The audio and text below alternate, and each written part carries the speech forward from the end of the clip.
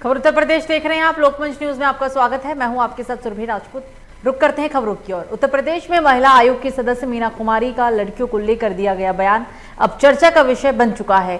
इस बयान पर विपक्ष राजनीति गलियारों ने पलटवार करना शुरू कर दिया। मीना कुमारी के बयान में कहा गया था कि लड़कियों को मोबाइल फोन नहीं देना चाहिए क्योंकि वो घंटों बात करती हैं और वो बात करते करते लड़कों के साथ भाग जाती हैं।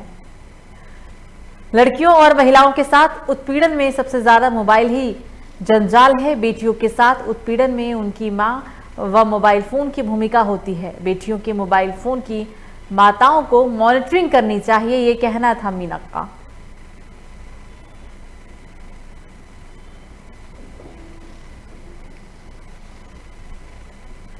और मीना जी, मैं आपसे एक और सवाल करना चाहती हूँ कि उन बच्चियों का, उन छोटी बच्चियों का क्या, जिनके पास तो कोई मोबाइल फ़ोन्स भी नहीं है, उनके साथ जो अपराध होते हैं, जो कि हमने देखा है, जो हमारे स्टैट्स हैं, जो हमारा डेटा है, जो ये साफ बताता है कि जो महिलाओं के साथ अपराध होते हैं वो 80 to 90% जानने वाले लोग करते हैं, उनके ख़ानदान से, उनके फैमिली से लोग करते हैं।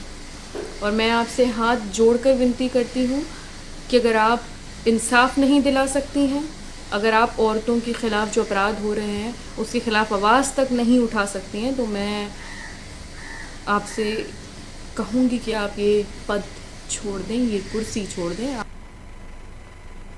तो अलीगढ़ के हरदुआगंज थाना क्षेत्र के एक गांव में खेत में चारा लेने गई युवती के साथ दुष्कर्म जैसी घिनौनी घटना को अंजाम दिया गया।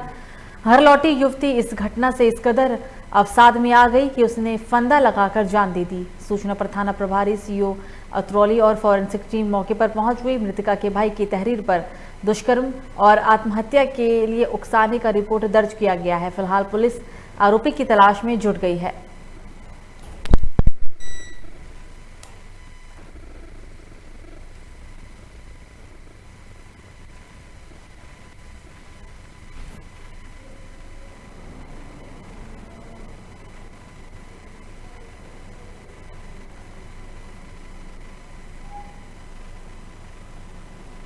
और इस खबर पर ज्यादा जानकारी के लिए हमारे साथ फोन पे हमारे संवाददाता मोहित जुड़ गए हैं। मोहित, अलीगढ़ का ये पूरा मामला है, क्या कार्रवाई हुई अभी तक? क्या आरोपी की गिरफ्तारी हो सकी है? देखिए, अगर मैं आरोपी की बात करूं तो आरोपी अभी तक फरार है, लेकिन पूरा मामला बताएं कि थाना हरदौगंज क्षेत्र के गांव जलाली का, कस्बा जलाली का पूरा मामला है, जहां एक युवती कुछ दिन पहले खेत पे गई थी। यहाँ उसी के रहने वाले युवक ने उसको जबरदस्ती पकड़ लिया और उसके साथ दुश्मन कर दिया। और दुष्कर्म से आहत होकर घर वालों, पीड़ित ने जब अपने परिजनों को बताई तो परिजन थाने गए, पुलिस चौकी पे गए, लेकिन पुलिस चौकी द्वारा अभी तक फिर कोई कार्रवाई नहीं की गई। तो इस चीज से आहत होकर वो पीड़िता ने सुसाइड कर ली। सुसाइड की सूचना मिलते हुए परिजनों ने हाहाकार मच दिया। हालांकि मौके पर फॉरेंसिक टीम वगैरह को सब मौके पर बुला लिया गया और मौके बुलाने के बाद में मौका मुआयना किया गया। लेकिन फिलहाल कहीं ना कहीं साफ तौर से देखा जा रहा है पुलिस की कार्यशैली पर दूर तरीके से सवाल उठता है कि अगर जब पीड़िता ने अपने परिजनों को बताया कि परिजन द्वारा जब थाने में तहरीर दी गई, तभी तहरीर के आधार पर पुलिस को उसके खिलाफ कार्रवाई करनी चाहिए थी। लेकिन पुलिस ने ना तो कार्रवाई की और कार्रवाई का सिर्फ आश्वासन देते हुए इसी बात से लेकर लड़की आहत हो गई। आहत होने के बाद उसने सुसाइड कर लिया। फिलहाल पुलिस ने सबको कब्जे में लेकर पोस्टमार्टम के लिए भेज दिया और गिरफ्तारी के लिए टीमें दर्ज कर दी। लेकिन अभी तक जो आरोपी है, जो दुष्कर्म पीड़िता का जो आरोपी है, वो अभी तक पुलिस की कस्टडी से फरार चल रहा है। बिल्कुल मोहित, तमाम जानकारी के लिए आपका शुक्रिया।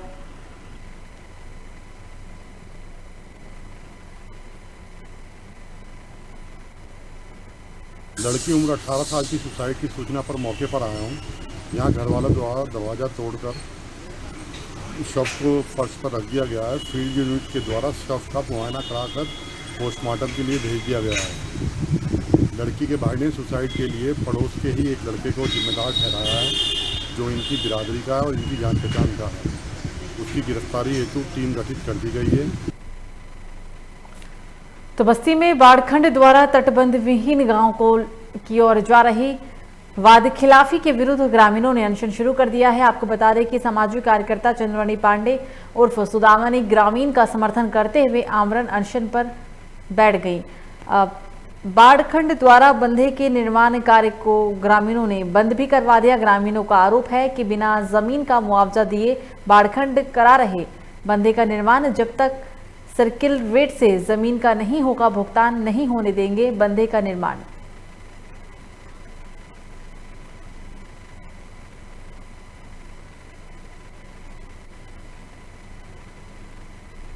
सब इसलिए बैठे हैं कि संदलपुर के गांव के वासी तमाम लोग यहाँ पे जब बैठे हैं कि हमारे गांव में कटान हो रही है, उस कटान की समस्या को लेकर हम लोग कई बार धरना दिए और समस्त उच्च अधिकारियों को सूचना दे करके काम करवाने के लिए जब हम लोग अवगत कराते हैं तो उस समय कोई दिखाई नहीं दे रहे हैं और हमारे गांव एकदम कटान में है। उस कटान की सुरक्षा के लिए हम लोग मांग कर रहे हैं कि ये रिंग बांध बनवाने के लिए या इस पर क्या नाम रिंग बांध बनवाने के लिए हम लोग बाध्य हैं कि हाँ, सब प्रशासन से यही निवेदन करना चाहते हैं हम लोगों की गांव की सुरक्षा के लिए। गांव की सुरक्षा हेतु ग्रामीणों द्वारा धरना दिया जा रहा है। उनकी कुछ सर्किल दर जो भी ऊपर नीचे उसके समान करने के लिए कहा जा रहा है। तो ग्रामीणों को ये अवगत कराया गया है कि ये तटबंध बनने के उपरांत गांव और तटबंध की सुरक्षा हेतु इस पर का निर्माण हो सकता है। बिना तटबंध के निर्माण किए इस पर या गांव की सुरक्षा किया जाना संभव नहीं है फिलहाल, परंतु फिर भी हम गांव की सुरक्षा के लिए भी काम कर रहे हैं और गांव वाले पूर्ण रूप से इस बात से सहमत भी हैं।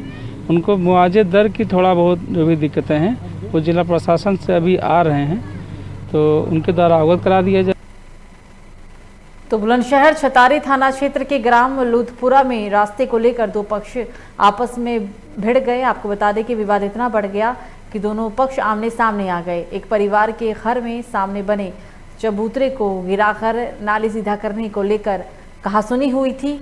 इस दौरान दूसरे पक्ष के लोगों ने जानलेवा हमला कर दिया। आपको बता दें कि इस पूरे हमले में 2 लोग गंभीर रूप से घायल हो गए हैं। घटना की जानकारी मिलते ही मौके पर पहुंची पुलिस ने दोनों घायलों को जिला अस्पताल के अंदर भर्ती करवाया।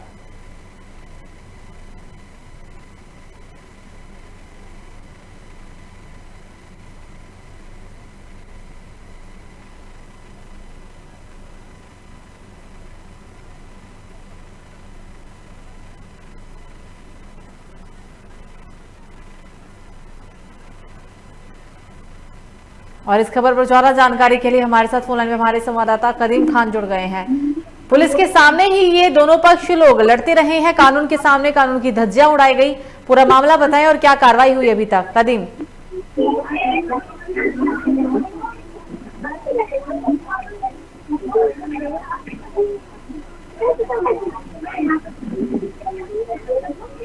कदीम, क्या आप मुझे सुन पा रहे हैं?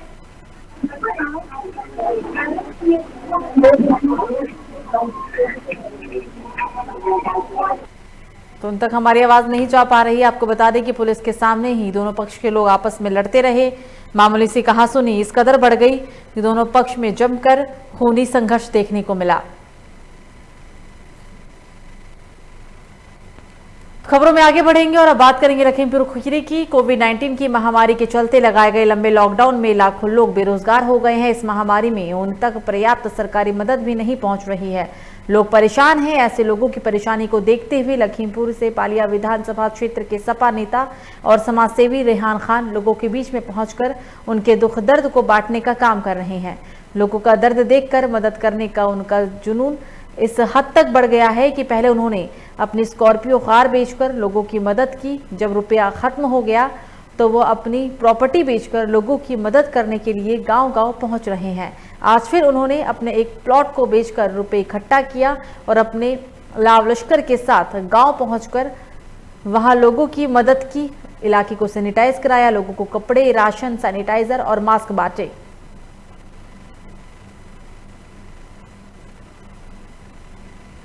इस समय देश के अंदर पूरे कोरोना काल से पूरा देश जूझ रहा है और ख़ास तौर से उत्तर प्रदेश बहुत ही दुर्दशा है।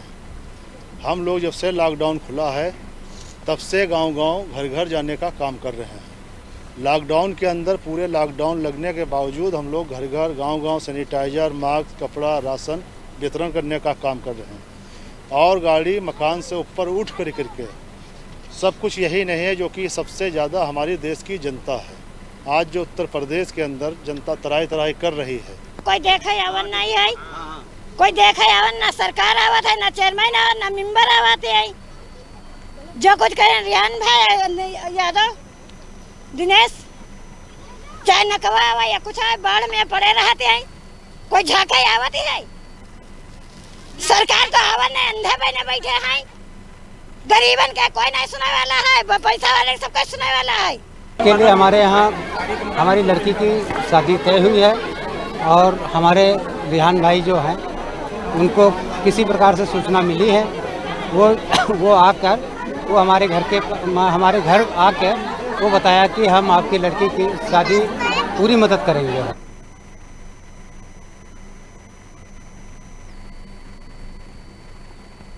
तो बुलंदशहर की नरौरा घाट पर पुलिस और सिंचाई विभाग के अधिकारियों द्वारा गरीब मजदूर, निर्बल, शोषित, वंचित औरतों और बुजुर्गों लोगों और उनके मासूम बच्चों पर कहर बरपाया गया है। तस्वीरों में आप साफ तौर पर देख सकते हैं कि पुलिस प्रशासन गरीबों की झोपड़ी को जबरदस्ती हटा रहा है।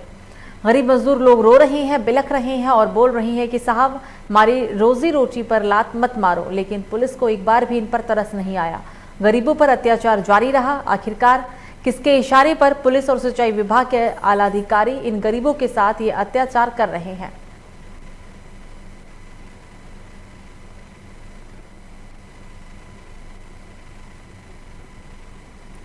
तो इंट्रो इटावा पुलिस को एक बड़ी सफलता हाथ लगी है। आपको बता दें कि एसओजी एवं थाना कोतवाली पुलिस ने उड़ीसा से लाकर इटावा एवं आसपास के जिलों में बेचे जाने वाले 5 कुंटल से ज्यादा गांजा और तस्कर को गिरफ्तार किया है। बताते चले कि पकड़े गए गांजे की कीमत 54 लाख रुपए बताई गई। उड़ीसा से लाकर मथुरा, मैनपुरी, फिरोजाबाद के साथ साथ आसपास के जिलों में गांजे की तस्करी की जाती थी। और इस खबर पर ज्यादा जानकारी के लिए हमारे साथ फोन लाइन पे हमारे संवाददाता मोहम्मद अजहर आदिल जुड़ गए हैं। अजहर, 54 लाख का गांजा बरामद किया गया है। ये कार्रवाई मुखबिर की सूचना पर या किसी चेकिंग अभियान के तहत हुई? ये वैसे भी बताना चाहूंगा कि ये कल रात को चेकिंग के दौरान इटावा पुलिस ने एक बड़ी कामयाबी हासिल की है, जिसमें कि उन्होंने 5 कुंटल 10 किलो गांजा बरामद किया है एक कैंटर से, और साथ में एक अर्टिगा भी जिसमें कुछ पैकेट गांजे के रखे हुए थे। ये उड़ीसा से यहाँ यूपी लाते थे और आसपास इटावा के हर जनपद में इनको सेल करते थे, सप्लाई करते थे। इसमें मैनपुरी, एटा, आगरा सब जगह उन्होंने अपना बताया है। अभी इसमें 6 लोगों की गिरफ्तारी हुई है और अभी इसमें कुछ लोग और संदिग्ध हैं, जिसके लिए पुलिस जुटी हुई है, पूरे गैंग को पकड़ने की कोशिश कर रही है। साथ में एसएसपी ने इनसे एसओजी टीम को और कोतवाली पुलिस टीम को 25,000 इनाम की घोषणा की है। बिल्कुल अजहर, तमाम जानकारी के लिए आपका शुक्रिया। वजन किया गया तो टोटल 5 कुंटल 10 किलो गांजा दोनों मिला करके बरामद हुआ है।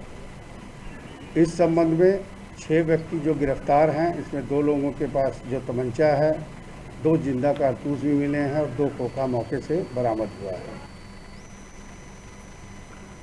तो खबरों में आगे बढ़ेंगे और अब बात करेंगे गाजियाबाद की। गाजियाबाद के मकनपुर ग्राम में रहने वाले समाजसेवी पंडित मृदुल शर्मा कनावनी गांव में डूब क्षेत्र में कोरोना महामारी की दूसरी लहर में जरूरतमंद लोगों के लिए दूसरी बार फरिश्ता बने हैं। उन्होंने सूखा राशन देकर लोगों की मदद की। उन्होंने कहा है कि देश में लॉकडाउन लग जाने के कारण आमजन को बहुत परेशानियों का सामना करना पड़ा। लोग हर तरीके से लाचार हो चुके हैं। लोग अपने घर का राशन पानी भी नहीं जुटा पा रहे हैं। ऐसे में जो लोग भी जरूरतमंद लोगों तक राशन पहुंचाने का कार्य कर सकते हैं वो जरूर करें।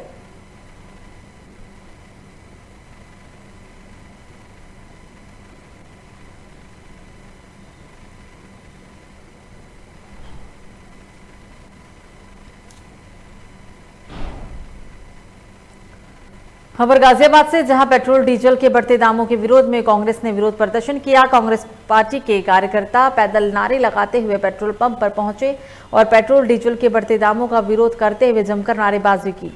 कांग्रेसियों की मांग है कि पेट्रोल और डीजल के दाम हटाए जाएं। अगर इनकी मांगें नहीं मानी गई तो प्रदर्शन और उग्र होगा।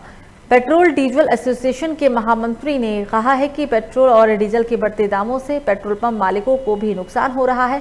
पेट्रोल और डीजल पर लगाई गई एक्साइज ड्यूटी को हटाना जरूरी है।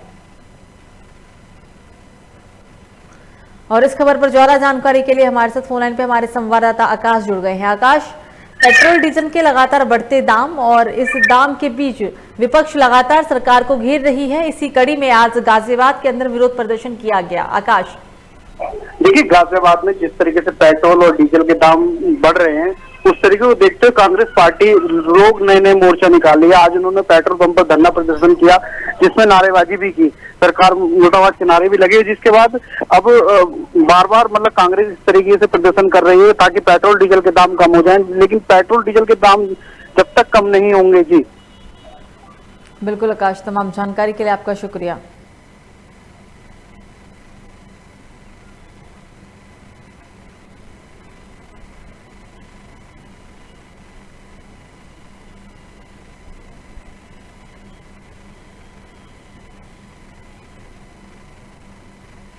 तो खबर प्रतापगढ़ से, जहां कोरोना को हटाने के लिए दवा के साथ साथ ग्रामीण दुआ भी कर रहे हैं। पूरा मामला सांगीपुर थाना के जूहू शुक्लपुर गांव का है।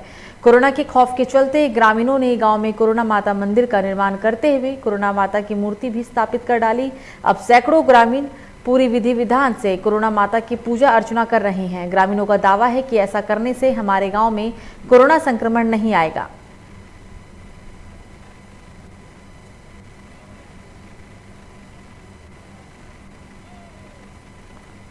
तो प्रतापगढ़ के अंदर कोरोना माता की पूजा अर्चना, अब लोग दवा के साथ साथ दुआ भी करते हुए नजर आ रहे हैं।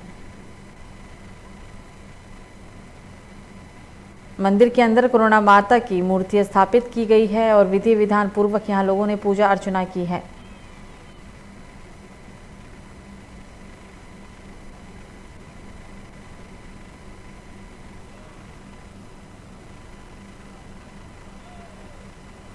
इस खबर पर ज्यादा जानकारी के लिए हमारे साथ फोन लाइन पे हमारे संवाददाता मनीष जुड़ गए हैं। मनीष, ये इसे पूजा अर्चना कहें, आस्था कहें या अंधविश्वास, क्योंकि यहाँ पर लोगों ने कोरोना माता मंदिर के अंदर कोरोना माता मूर्ति की स्थापना की और विधि पूर्वक पूजा अर्चना भी कर रहे हैं, ये आस्था है या फिर अंधविश्वास? जी, आपको बताना चाहेंगे पूरा मामला सांगीपुर थाना इलाके के जूहू शुक्लपुर गाँव का है, जहाँ पर ग्रामीण ने दहशत खा करके जो है कोरोना माता के मंदिर का निर्माण कराया और ग्रामीणों का साफ तौर पे कहना है कि यहाँ पर 3 लोगों की मौत कोरोना के चलते हो चुकी है, जिससे हम सभी लोगों ने जो है कोरोना माता का मंदिर का निर्माण कराया। सभी ग्रामीण वासियों ने मिलकर और पूजा अर्चना करेंगे, जिससे कि कोरोना का प्रकोप हमारे गाँव में कम हो। इसको लेकर के इलाके में पूरे चर्चा का विषय बना हुआ है कोरोना माता का मंदिर, और सुबह और शाम ग्रामीण इकट्ठा होकर के वहाँ पर पूजा अर्चना भी करते हैं और उसके बाद जो है लोग जल भी चढ़ाते हैं।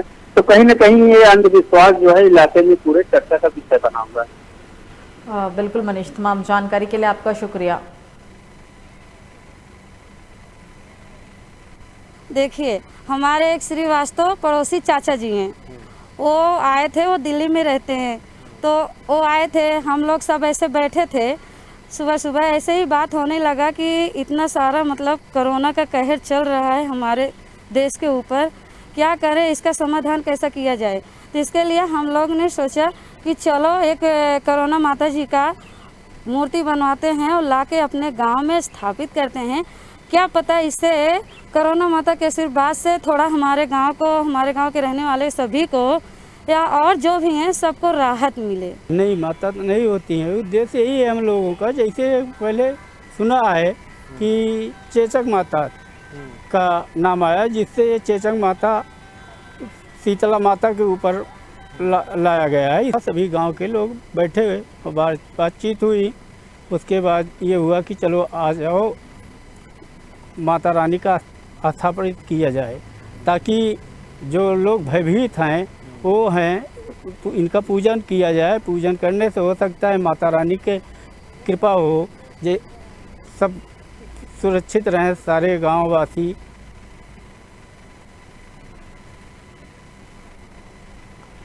तो संभल के गुन्नौर विधानसभा क्षेत्र से भाजपा के मौजूदा विधायक और पूर्व मंत्री अजीत कुमार राजू यादव ने जिले की बदहाल स्वास्थ्य सेवाओं को लेकर मुख्य चिकित्सा अधिकारी अजय सक्सेना के दफ्तर का घेराव किया है। दरअसल विधायक का आरोप है कि मामूली बीमार लोगों को भी सरकारी अस्पताल में इलाज नहीं दिया जा रहा है। उनको ये कहकर भगा दिया जाता है कि यहाँ डॉक्टर नहीं है, तुम प्राइवेट अस्पताल चले जाओ। भाजपा विधायक अजीत कुमार ने यह भी कहा कि जिले में लूट मची हुई है।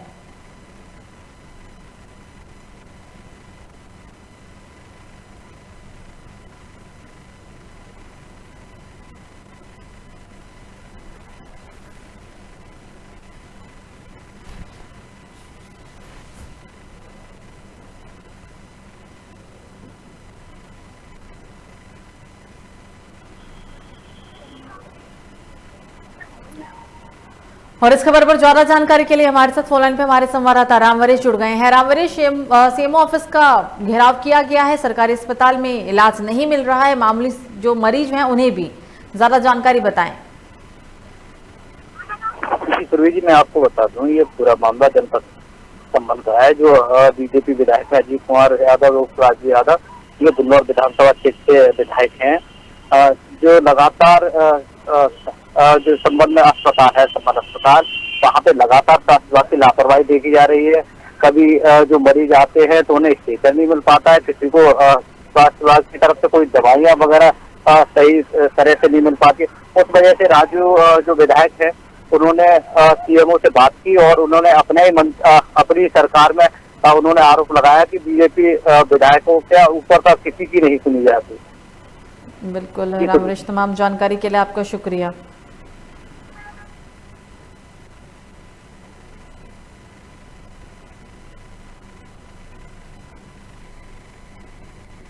मामला मेरे संज्ञान में नहीं था, लेकिन अभी जैसा इन्होंने बताया तो मैंने वहाँ जिला अस्पताल के जो अधीक्षक हैं डॉक्टर सुशील कुमार, उनसे वार्ता करी कि इनका एक्सरे के बाद में वहाँ उपचार के लिए दिए गए। अभी मैं थोड़ी देर में इनको लेकर के जिला अस्पताल में जाऊँगा और वहाँ इनका उपचार करा के जो भी प्लास्टर वगैरह इनको लगे वो करवा के।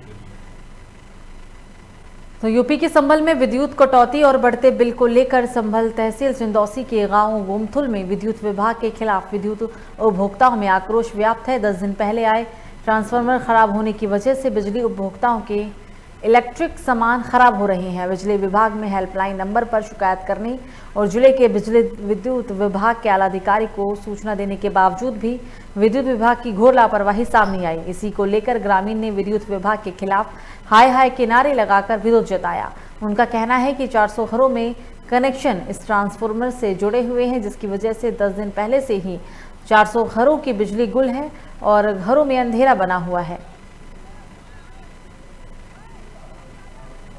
इस खबर पर ज्यादा जानकारी के लिए हमारे साथ फोन लाइन पे हमारे संवाददाता रामवरेश जुड़ गए हैं। रामवरेश, बिजली विभाग की लापरवाही है, 10 दिन से 400 घरों की बिजली गुल, लेकिन 10 दिन बीत जाने के बाद भी लापरवाही का ही आलम बना हुआ। रामवरेश जी, मैं सुरभि जी, मैं आपको बता दूं, ये पूरा मामला जनपद संबल के चंदूसी थाना क्षेत्र के गुमथल का है। यहाँ पे जो किसान है उनके 400 घरों का कनेक्शन है और जो ट्रांसफार्मर 4 दिन पहले लगा था और वो भी सही तरह से लाइट वगैरह नहीं मिल पा रही है। लोग परेशान हैं और लाइट की वजह से लाइट कटौती की जा रही है लगातार, और जो लोग किसान है वो लगातार विद्युत विभाग के लिए बिल दे रहे हैं और उसके बाद भी जब लाइट नहीं मिल पा रही है तो जो गांव के किसान है उन्होंने विद्युत विभाग का घेराव किया और हाय हाय के मतलब नारे लगाए।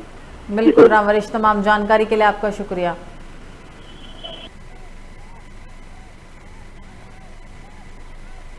ये मामला सर ये है, ये बताओ, किसी का नोट मतलब किसी का वजन है ज़्यादा और किसी का काम है जिसका पंखा भी चल रहा है और किसी का एक बल्ब जल रहा है, तो बिल बराबर आ रहा है यहाँ पे गुमथल में।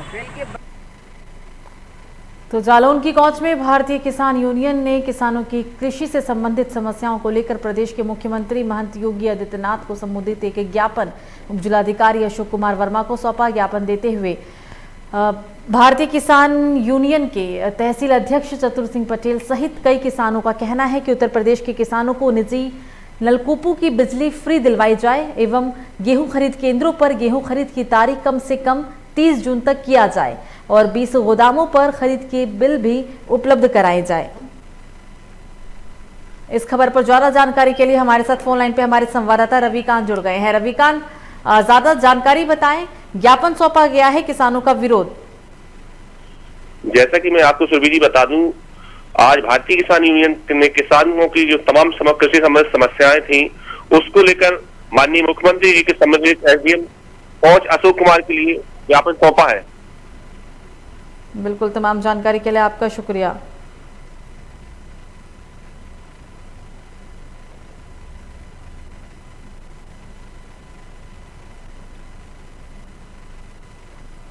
तो खबरों में आगे बढ़ेंगे और अब बात करेंगे जालौन की ही। जालौन के कोंच कोतवाली के ग्राम छोटी दोहर के रहने वाले एक रामकुमार ने कोतवाली पुलिस पर शिकायत पक्ष देते हुए कुछ लोगों पर जान से मारने की धमकी देने का आरोप लगाया। पीड़ित का आरोप है कि 10 जून की सुबह गांव के ही कुछ लोगों ने उसकी जमीन पर जबरदस्ती चबूतरा बनवाने लगे। उन्होंने जब इसका विरोध किया तो मान सिंह और उसके परिवार के लोगों ने धारदार हथियार से और लाठी डंडों से उस पर हमला कर दिया। इस खबर पर ज्यादा जानकारी के लिए हमारे साथ फोन लाइन पे हमारे संवाददाता रविकांत जुड़ गए हैं। रविकांत, क्या कार्रवाई की गई है? पीड़ित ने पुलिस से गुहार लगाई है मदद की। जैसा कि मैं आपको बता दूं, कल ये कि राम कुमार जो कुशवाहा था, इसने चबूतरा निर्माण को लेकर दो पक्षों में एक विवाद हुआ। विवाद इतना बड़ा कि लाठी डंडों व धारा हथियार से हमला करने का भी मतलब बता रहा है कि हमारे ऊपर हमला किया गया है। इसकी जांच कोतवाली पुलिस भी कर रही है, लेकिन मामला कुछ आपसी मतभेद का बताया जा रहा है, जिसमें दोनों पक्षों की तरफ से मारपीट होने की बात बताई जा रही है। बिल्कुल रविकांत, तमाम जानकारी के लिए आपका शुक्रिया।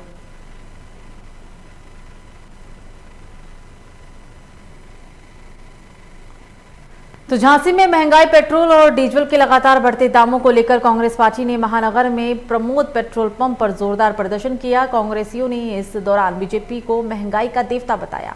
पूर्व केंद्रीय मंत्री प्रदीप जैन आदित्य ने कहा है कि बीजेपी जब सत्ता में नहीं थी तो उनके मंत्री बाबा रामदेव के नेतृत्व में कहते थे कि काला धन वापस लाएंगे और पेट्रोल 30 रुपए लीटर में मिलेगा। और आज जब देश में महंगाई चरम पर है, उसे देखकर तो यही लगता है कि बीजेपी सरकार भ्रष्टाचार में डूब गई है। उन्होंने ये भी कहा है कि पेट्रोल डीजल के ऊपर जो सेंट्रल एक्साइज लगती है, बीजेपी सरकार उससे अपनी जेब भर रही है। पार्टी जब सत्ता में नहीं थी तो उनके मंत्री बाबा राम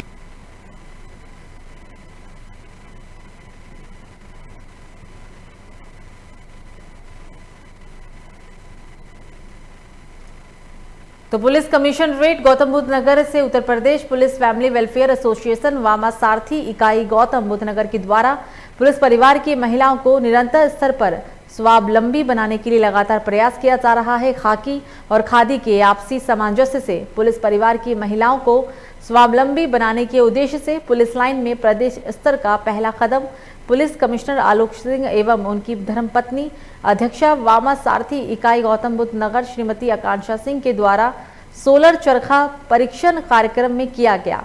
उत्तर प्रदेश खादी एवं ग्रामोद्योग बोर्ड की सोलर चरखा योजना के तहत 25 सोलर चरखे पुलिस लाइन में दिए गए। स्थापित प्रथम चरण में 30 परिवार की 30 महिलाओं को परीक्षण प्रदान करते हुए उन्हें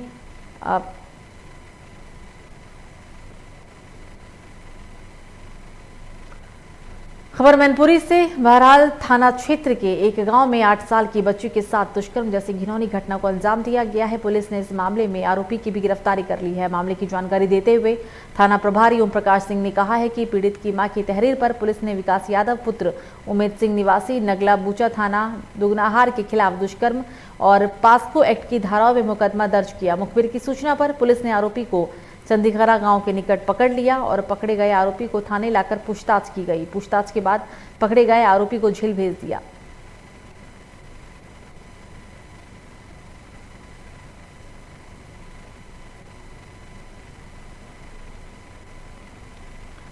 यूपी के मैनपुरी से ही पूरी घटना, 8 साल की बच्ची के साथ दुष्कर्म जैसी घिनौनी घटना को अंजाम दिया गया।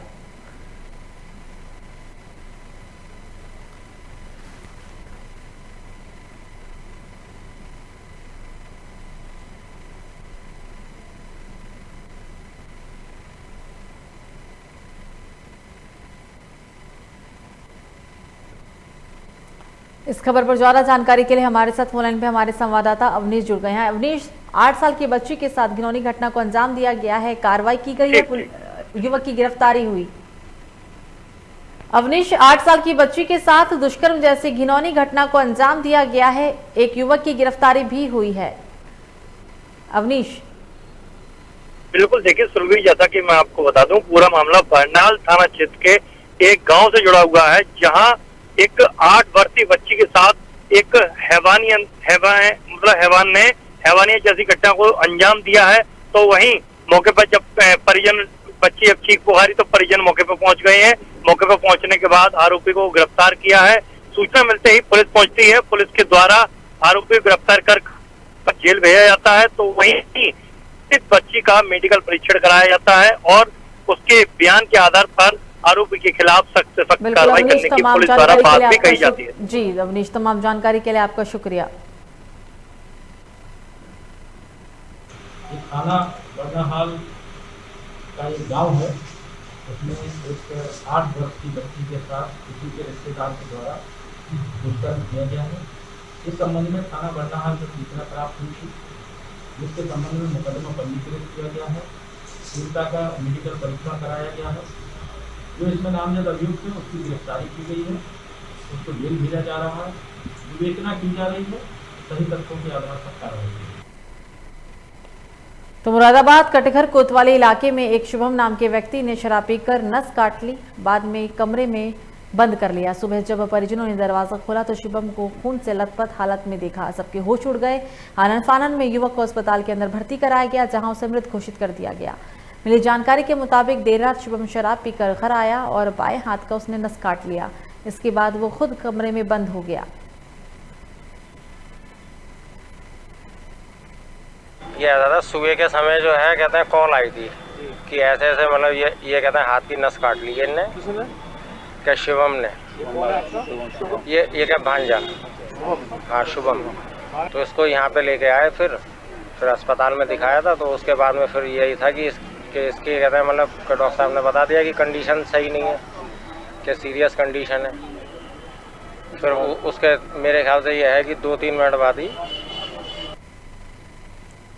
तो गाजियाबाद लोनी क्षेत्र में दिल्ली पुलिस और बदमाशों के बीच मुठभेड़ हुई। पुलिस ने कार्रवाई करते हुए 2 पिस्टल बरामद किए। बीती रात दिल्ली के उस्मानपुर गांव में हत्या कर फरार हुआ था मोहित, जिसे दिल्ली पुलिस ने तलाश भी की थी। पुलिस के मुकाबले के अनुसार दिल्ली पुलिस को मोहित की लोकेशन खजूरी के आसपास मिली, जिसके बाद दिल्ली पुलिस बदमाश का पीछा करने लगी। मोटरसाइकिल पर मोहित के साथ 2 अन्य बदमाश भी थे। जैसे ही मोहित को एहसास हुआ कि पुलिस उसका पीछा कर रही है, उसने मोटरसाइकिल तेजी से भगाई और रेनी के गड़ी कटिया गांव में घुस गया।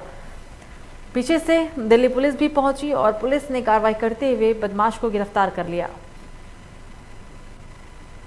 इस खबर पर ज्यादा जानकारी के लिए हमारे साथ फोन लाइन पर हमारे संवाददाता आकाश जुड़ गए हैं। आकाश, 2 बदमाश को गिरफ्तार किया गया है, पुलिस को मुठभेड़ में बड़ी कामयाबी मिली है। मुखबिर की सूचना पर कार्रवाई हुई या किसी चेकिंग अभियान के तहत? देखिए, ये मुखबिर की सूचना पर दिल्ली पुलिस को सूचना मिली थी कि जो अपराधी है वो लोनी की तरफ भागा है, जिसके बाद पुलिस उसके पीछे भागते लोनी पहुंच गई। लोनी पुलिस और दिल्ली पुलिस ने मिलकर मुठभेड़ की। उसके बाद 2 आरोपी गिरफ्तार कर लिए हैं। जी बिल्कुल आकाश, तमाम जानकारी के लिए आपका शुक्रिया।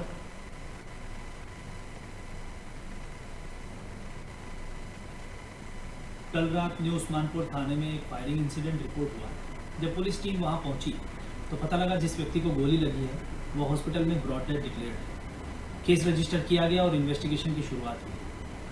इसके दौरान अक्यूज को आइडेंटिफाई कर लिया गया, मोहित ठाकुर, जो कि रेजिडेंट ऑफ सोनिया विहार है। साथ ही ये भी पाया गया कि ये पिछली 2 रातों से हमारा वांटेड चल रहा था। परसों की रात खजूरी खास थाने में भी इसने फायरिंग इंसिडेंट में ये शामिल रहा।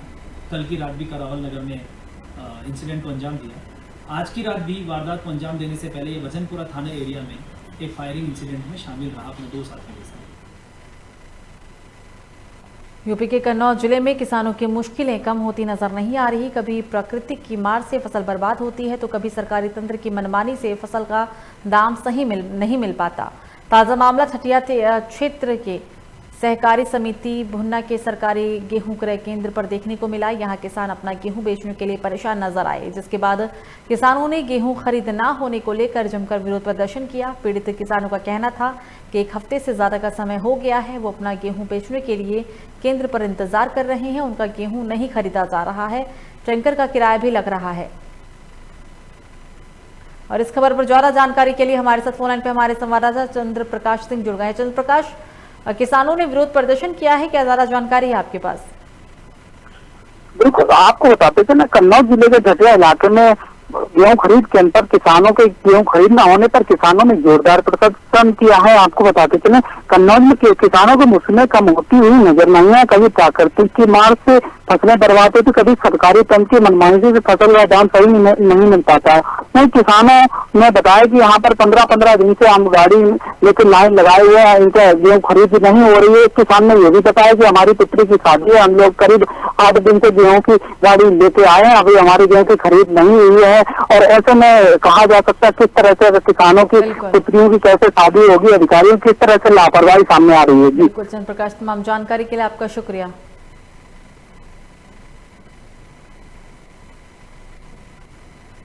हाँ 50 के गया है। समस्या ये है गेहूँ भी है, गेहूँ ले रहे हैं लेकिन अभी तौल नहीं हो रही है। आप कितने दिन हो गए आया आपको? हो गए 4 शनिवार को।